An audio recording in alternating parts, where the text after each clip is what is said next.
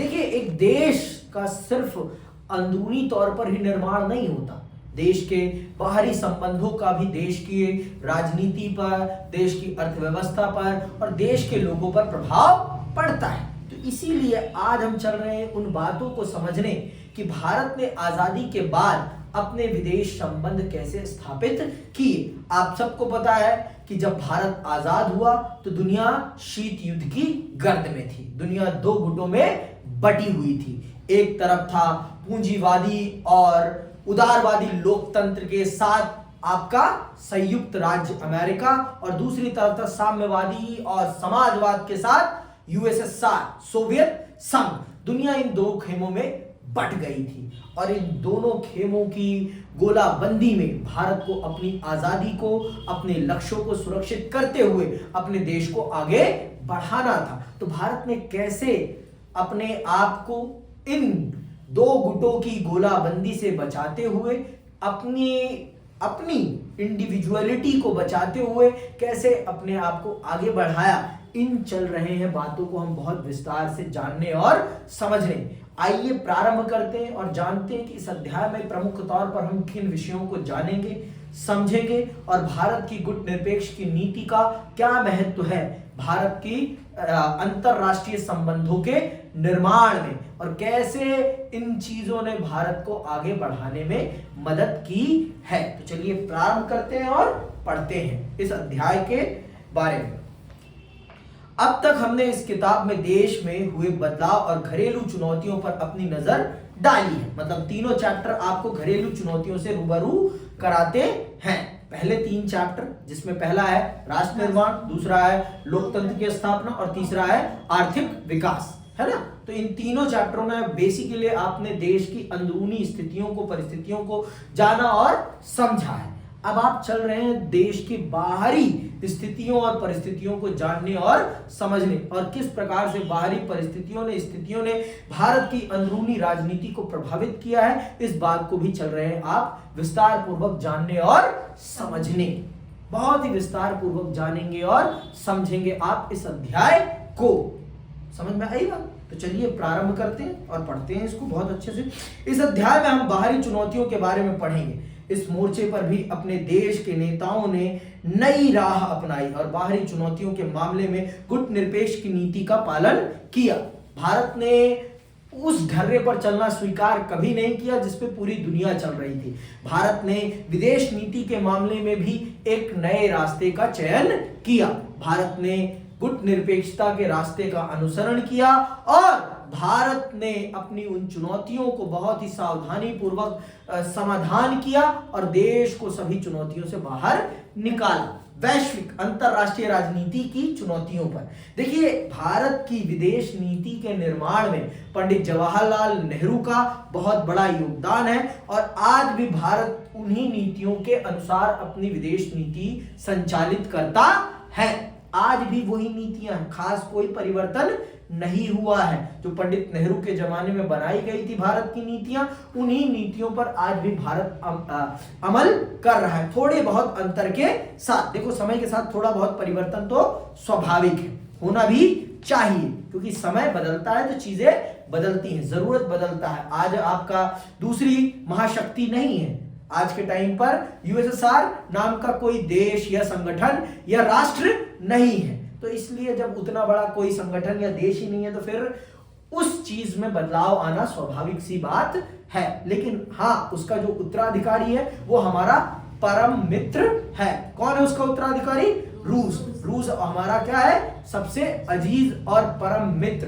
विश्व राजनीति में भारत का अगर कोई किसी को परम मित्र की संज्ञा दी जा सकती है तो वो है रूस। रूस को भारत का परम मित्र कहा जा सकता है। जब भी भारत को किसी भी समस्या का सामना करना पड़ा है, रूस भारत के पीछे सदैव खड़ा रहा है।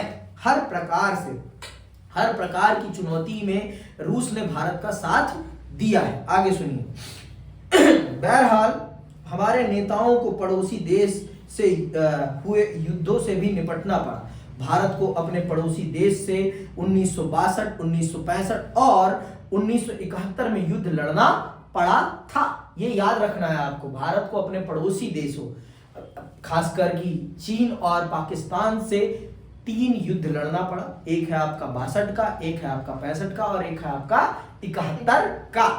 आपकी आजादी के 10 ही साल के अंदर आपने कम से कम 10 का 15 साल के अंदर ही आपने कम से कम बड़े बड़े 3 युद्ध लड़ लिए हैं। मतलब 20 साल की ड्यूरेशन में आपने बहुत बड़े बड़े 2-3 युद्ध लड़ लिए। और युद्ध मैंने आपको बताया है, युद्ध आपके विकास के 5 साल का पैसा खा जाते हैं। और गन बंदूक पे लगाया गया पैसा कोई भी इन्वेस्टमेंट नहीं होता, उससे आपको कुछ रिटर्न मिलने वाला नहीं है। समझ में आई बात? वो बस रखे रखे, अगर युद्ध नहीं हुआ तो वो रखे रखे खराब हो जाने वाली है। ठीक है, तो ये बात जान लीजिए। आपको स्कूल रिटर्न दे सकता है, अच्छे आपको विद्यार्थी, अच्छे नागरिक, अच्छा समाज बनाने में आपकी मदद कर सकता है, लेकिन बंदूक कुछ नहीं देता। कहने के लिए सुरक्षा देता है। आपने पारंपरिक अपारंपरिक सुरक्षा की धारणाओं को भी जान रखा है। बाहरी सुरक्षा को भी आप जानते हैं और आंतरिक सुरक्षा को भी आप जानते हैं। पारंपरिक धारणा की सुरक्षा से आप अवगत हैं, तो मुझे बताने की जरूरत नहीं है कि वहां हथियार ही खतरा है और हथियार ही आपकी सुरक्षा का तरीका भी है। समझ में आई बात? आगे सुनिए। इन लड़ाइयों और हमारे विदेशी संबंधों को देश की राजनीति ने एक शक्ल प्रदान की। देश की राजनीति स्वयं भी इस क्रम में प्रभावित हुई। ठीक है, तो देखो, जब युद्ध होगा और आपके पड़ोसियों से ही आपका युद्ध होगा तो आपकी विदेश नीति पर उसका प्रभाव पड़ना स्वाभाविक सी बात है। ये कदापि नहीं कहा जा सकता कि उसका प्रभाव नहीं पड़ेगा। जब पड़ोसी से आपकी लड़ाई होती है तो आपके संबंधों पर प्रभाव पड़ता ही पड़ता है। देखो, कुछ भी हो भाई, आप दुनिया में सब कुछ बदल सकते हो लेकिन अपना पड़ोसी नहीं बदल सकते। हम लोग बदल सकते हैं, सरकारी घर में रहते हैं, आज यहाँ से वहां शिफ्ट हो जाएंगे, लेकिन देश तो नहीं बदले जा सकते ना। अब चाह कर भी पाकिस्तान को हम बदल नहीं सकते, वो ही रहेगा हमारा पड़ोसी। हमारा पड़ोसी चीन, नेपाल, भूटान, बांग्लादेश, श्रीलंका, मालदीव, म्यांमार, ये रहेंगे ही रहेंगे। हम चाह कर भी इन्हें बदल नहीं सकते। तो हमें कॉम्प्रोमाइज तो करना ही पड़ेगा अगर हमें अपने विकास को करना है। तो विकास अगर हमें अपना करना है तो हमें थोड़ा बहुत तो कॉम्प्रोमाइज करना ही पड़ेगा, नहीं तो हमारा विकास रुक जाएगा।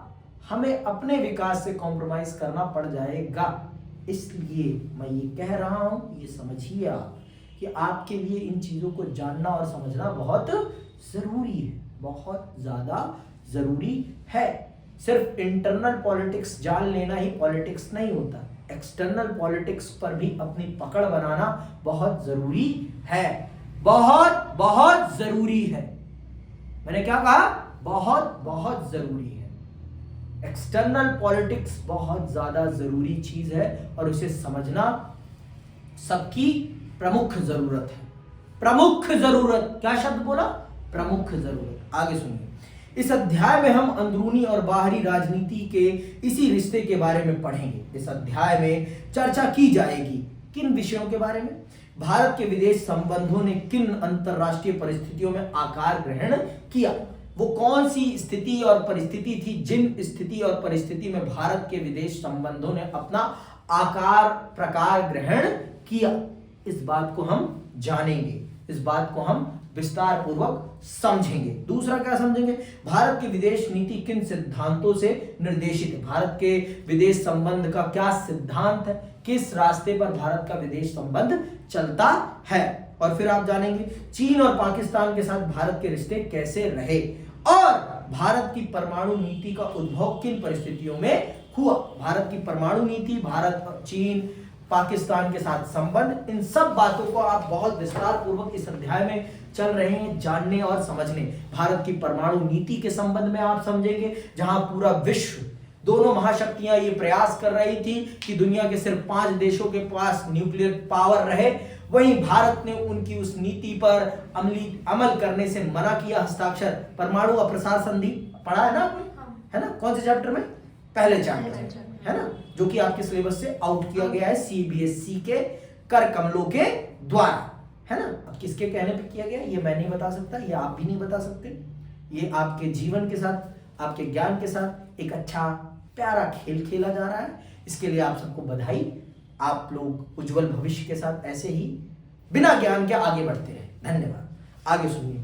तो आपने ये जाना परमाणु अप्रसार संधि में भारत ने कभी हस्ताक्षर नहीं किया। भारत ये बात सदैव स्वीकार करता है कि परमाणु जैसे हथियारों का निर्माण नहीं होना चाहिए, लेकिन सिर्फ कुछ देशों के पास होना ये भी कदापि स्वीकार्य नहीं है, क्योंकि ये पावर बैलेंस को बिगाड़ता है। तो भारत ने अप्रसार संधि पर हस्ताक्षर करने से मना किया और भारत ने अपने आप को परमाणु शक्ति संपन्न राष्ट्र बनाया। लेकिन भारत ने साफ शब्दों में ये बताया पूरी दुनिया को कि हम परमाणु शक्ति का इस्तेमाल कभी भी पहले नहीं करेंगे। हम उसे ताकत के तौर पर जरूर देखते हैं, लेकिन हथियार के तौर पर नहीं देखते। हमारे लिए परमाणु शक्ति ऊर्जा है, ऊर्जा का एक माध्यम है, लेकिन हथियार का माध्यम नहीं है। समझ में आई बात? हम उसे हथियार नहीं मानते हैं। समझ में आया कि अभी भी भेजे में बात कम गई है? पक्का? चलूं आगे बढ़ूं मैं? चलो आगे सुनो। अंतरराष्ट्रीय संदर्भ, अंतरराष्ट्रीय संदर्भ, ठीक है। अब आप चल रहे हैं जानने और समझने कि भारत के विदेश संबंध जब बन रहे थे तो विश्व की अंतरराष्ट्रीय परिस्थितियां कैसी थी, क्या चल रहा था पूरी विश्व में, किस प्रकार की चीजें हो रही थी पूरे विश्व में, कैसे विश्व ऑपरेट हो रहा था, इस बात को भी जान लेते हैं, थोड़ा सा समझ लेते हैं और पढ़ लेते हैं। भारत बड़ी विकट और चुनौतीपूर्ण अंतरराष्ट्रीय परिस्थितियों में आजाद हुआ था। सबको पता है क्यों? क्योंकि जब भारत आजाद हुआ तो दुनिया दो खेमों में बट गई थी और दुनिया में एक ऐसा युद्ध चल रहा था जिसका कोई अंत नहीं था, जिसमें क्या लड़ाई किस बात की थी? वैचारिक लड़ाई थी, सारी की सारी विचारधारा की लड़ाई थी कि कौन जीतेगा और कौन हारेगा। दुनिया महायुद्ध की तबाही से अभी बाहर निकली थी और उसके सामने पुनर्निर्माण का सवाल प्रमुख था। एक अंतरराष्ट्रीय संस्था बनाने के प्रयास हो रहे थे और उपनिवेशवाद की समाप्ति के फलस्वरूप दुनिया के नक्शे पर नए देश नमूदार हो रहे थे।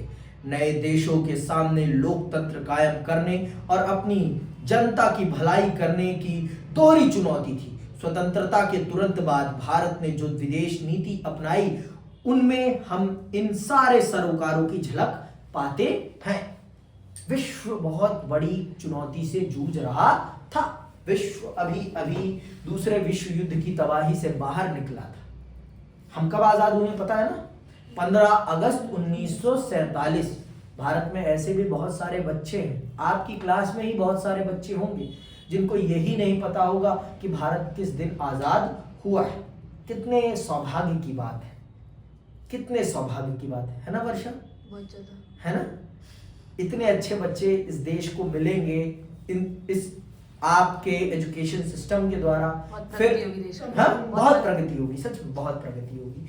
ऐसे भी बच्चे चाहिए इस देश को वास्तविक तौर पर, जिनको कुछ ना पता हो, जिनको सिर्फ ये पता हो कि कैसे नाचा जाता है, कैसे रील बनाई जाती है, सिर्फ इतना पता हो, सरवाइव कर लेंगे। अभी अगर आप सर्वे करने निकल जाएंगे ना, गणतंत्र दिवस आ रहा है ना? अगर आप निकल जाए ना सर्वे करने, बहुत लोगों को तो गणतंत्र दिवस का मतलब ही नहीं पता होगा कि गणतंत्र दिवस होता क्या है और गणतंत्र दिवस के दिन हुआ क्या है, किस लिए हम गणतंत्र दिवस मनाते हैं और 26 जनवरी को ही क्यों गणतंत्र दिवस मनाते हैं, इस बारे में किसी को पता ही नहीं होगा। अगर पता है तो जरूर बताइए आप लोग कमेंट बॉक्स में, देखते हैं कितने लोगों को पता है। सच में पता है, देख लेंगे ये भी। चलिए आगे सुनिए आप। तो भारत जिन परिस्थितियों में आजाद हुआ वो बहुत ही विकट परिस्थितियां, आसान परिस्थितियां कदापि नहीं थी। कि थी आसान? नहीं।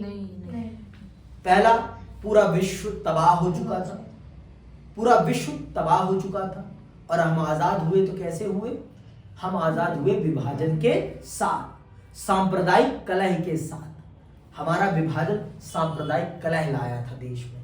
हमें अपने देश को एकजुट करना था, हमें देश में लोकतंत्र की चुनौती को समाप्त करके एक लोकतांत्रिक सरकार स्थापित करनी थी, हमें आर्थिक विकास करना था और हमें इस अंतरराष्ट्रीय समस्याओं से भी जूझना था जहां दुनिया दो खेमों में बट रही थी। और इन दो खेमों से हमें बचकर अपनी जरूरतों को ध्यान में रखते हुए देश को आगे बढ़ाना था। इन सभी चुनौतियों से हम जूझ रहे थे। इन सभी चुनौतियों से हम जूझ रहे थे। इन सभी चुनौतियों का हमें सामना करना था। इन सभी चुनौतियों का हमें भरपूर तरीके से, जोरदार तरीके से सामना करना था, जिससे कि हम आगे निकल सकें, आगे बढ़ सकें और हमारा देश इन समस्याओं से आगे निकलकर देश की प्रगति को सुनिश्चित कर सके। समझ में आई बात? इन सब बातों को हमें ध्यान में रखना था। आगे सुनिए आप।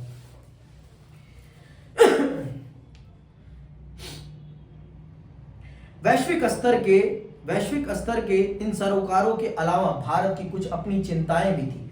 अंग्रेजी सरकार अपने पीछे अंतर्राष्ट्रीय विवादों की एक पूरी विरासत छोड़ गई थी। बंटवारे के कारण अलग से दबाव पैदा हुए थे और गरीबी मिटाने का काम सामने मुंह बाए खड़ा था। कुछ जमा इन्हीं संदर्भों के बीच भारत ने एक स्वतंत्र राष्ट्र राज्य के रूप में अंतरराष्ट्रीय मामलों में भागीदारी शुरू करी। इन सब चुनौतियों के साथ भारत ने अपनी विदेश नीति का निर्माण करना प्रारंभ किया। ये जो तिब्बत का मुद्दा है, जिस पर हमारे साथ चीन लड़ पड़ता है, इस तिब्बत को समस्या के तौर पर विकसित करने में अंग्रेजों की बहुत बड़ी भूमिका है। चीन के नेपाल के साथ हमारा जो सीमा विवाद है, भूटान के साथ जो हमारा सीमा विवाद है, इन सभी सीमा विवादों का निर्माता कौन है? अंग्रेज सरकार है। और भारत के विभाजन ने तो भारत और पाकिस्तान में अमेट युद्ध का निर्माण कर दिया, शुरू कर दिया, जो कभी खत्म नहीं होने वाला। एक ऐसे युद्ध को प्रारंभ कर दिया जिसका कोई अंत ही नहीं है, जिसका अंत किसी को भी नजर नहीं आता। कि आता है आपको नजर? नहीं आता। हाँ? नहीं। कि आ रहा है, दिख रहा है तो मुझे भी बताना जरा। पाकिस्तान को बुद्धि कभी नहीं आएगी। पाकिस्तान को बुद्धि तो नहीं आ सकती, ये तो सच है, ये तो सच है, इस बात में तो कोई दो राय नहीं है। पाकिस्तान वाले मंद बुद्धि हैं, और मंद बुद्धि और गधा बुद्धि। वो गधा ही बेच के पैसा कमाते हैं, पता है? चीन को बेचते हैं। चीन को गधा बेचते हैं, गधे गधा बेच रहे हैं, वाह। गधा बेच रहा है। बताइए इसका संबंध कहां से है? तो आपका उत्तर क्या होगा? इसका संबंध पाकिस्तान के गधों से है। एक राष्ट्र के रूप में भारत का जन्म विश्व युद्ध की पृष्ठभूमि में हुआ था। ऐसे में भारत ने अपनी विदेश नीति में अन्य सभी देशों की संप्रभुता का सम्मान करने और शांति कायम करके अपनी सुरक्षा सुनिश्चित करने का लक्ष्य सामने रखा। इस लक्ष्य की प्रतिध्वनि संविधान के नीति निर्देशक सिद्धांतों में सुनाई देती है। भारत ने सदैव किसी भी देश पर कभी पहले आक्रमण नहीं किया। हम कभी भी किसी देश को हड़पने का प्रयास नहीं करते हैं। नहीं तो हमारे पास विकल्प था, हमारे पास विकल्प था। जब हमने 1965 के युद्ध में पाकिस्तान के एक बड़े क्षेत्रफल को अपने अधीन कर लिया, फिर भी हमने उसे छोड़ दिया। 1971 में अगर हम चाहते तो बांग्लादेश को अपने देश में मर्ज कर लेते, बांग्लादेश कुछ कर भी नहीं पाता। समझ में आई बात? पर हमने कभी भी किसी को हड़पने का प्रयास नहीं किया। हमने कभी भी किसी पर अपना दावा नहीं ठोका है। और हमारा संविधान, हमारे देश के लोग इस बात को स्वीकार करते हैं कि सबकी अपनी इच्छा, संप्रभुता स्वीकार की जानी चाहिए। सबका अपना देश है और सबको अपने हिसाब से चलने का मौका मिलना चाहिए। किसी पर किसी का दबाव नहीं होना चाहिए। सीधी बात, नो बकवास। ठीक है, आगे सुनिए। जिस तरह किसी व्यक्ति या परिवार के व्यवहार को अंदरूनी और बाहरी कारक निर्देशित करते हैं, उसी तरह एक देश की विदेश नीति पर भी घरेलू और अंतर्राष्ट्रीय वातावरण का असर पड़ता है। विकासशील देश के पास अंतर्राष्ट्रीय व्यवस्था के भीतर अपने सरोकारों को पूरा करने के लिए जरूरी संसाधनों का अभाव होता है। हमारे पास भी अभाव था, लेकिन हमने फिर भी किसी का पिछलग्गू बनने का निर्णय नहीं किया। हमने कहा कि दुनिया बने दूसरों का पिछलग्गू, पर हम किसी का पिछलग्गू नहीं बनेंगे। हम अपने देश को अपनी शर्तों पर ही चलाएंगे। हमारा देश हमारी शर्तों पर ही चलेगा और कोई भी इसमें किसी भी प्रकार का हस्तक्षेप नहीं कर सकता है। हमारे देश का हमारे देश को आगे बढ़ाना है हमें, तो हमें अपने देश को अपनी शर्तों पर ही चलाना पड़ेगा। और जब तक आप अपनी शर्तों पर अपने देश को नहीं चलाएंगे तब तक आप एक देश नहीं बन सकते। आज आप अपने पड़ोसी को देखिए, पाकिस्तान नाम का एक देश जरूर बना था, लेकिन वो कभी देश ही नहीं बन पाया।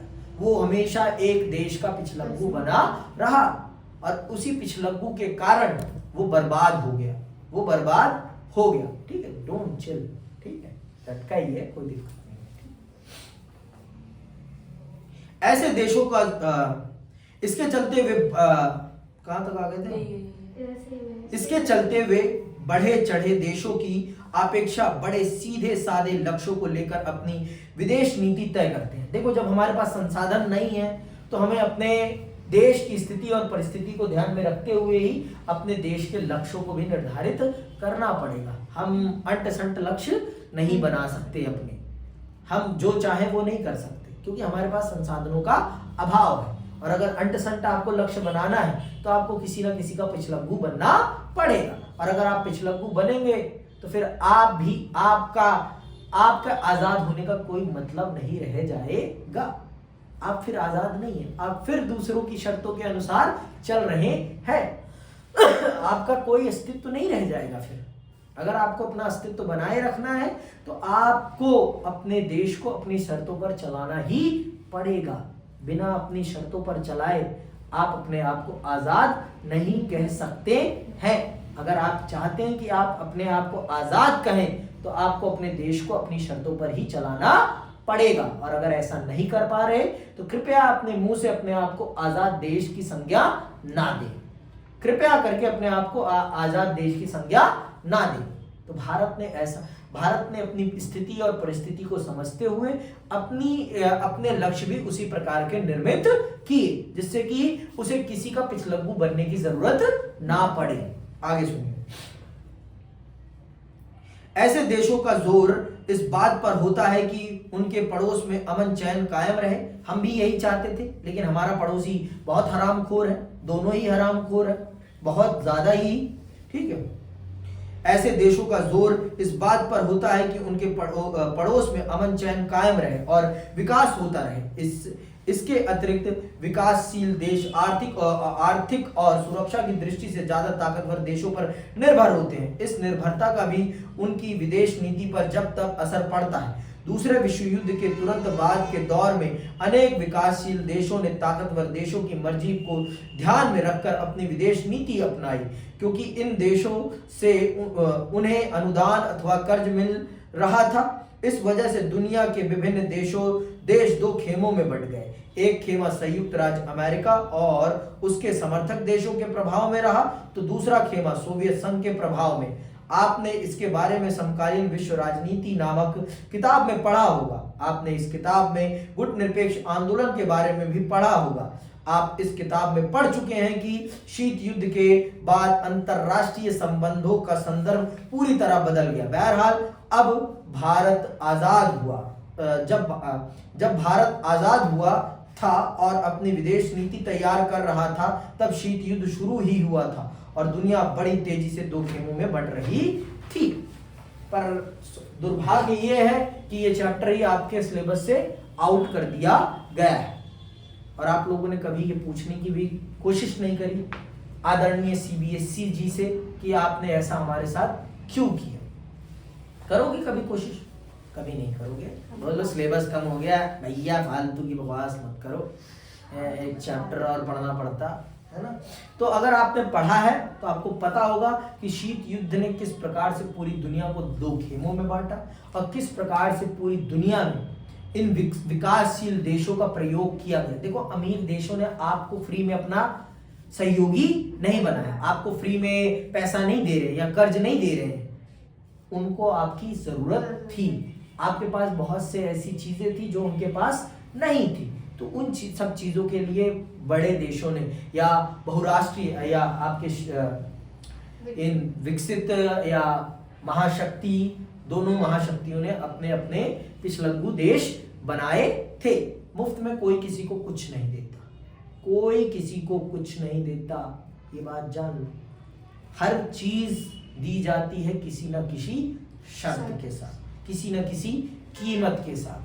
कीमत अगर पूरी नहीं होती तो जान ले ली जाती है।